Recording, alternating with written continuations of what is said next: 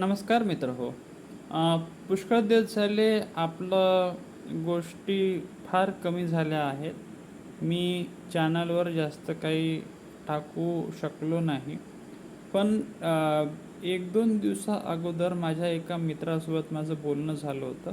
सहजच असा विषय निघाला की मराठीमध्ये काय नेमकं वाचणं सुरू आहे, काय नेमकं वाचन नाही सुरू आहे. तर मी माझ्या मित्राला मराठी वाचनाचा, लिखाणाचा कशी माझी सुरुवात झाली, काय माझी सुरुवात झाली, तर असा प्रवास नेमका सुरू होता.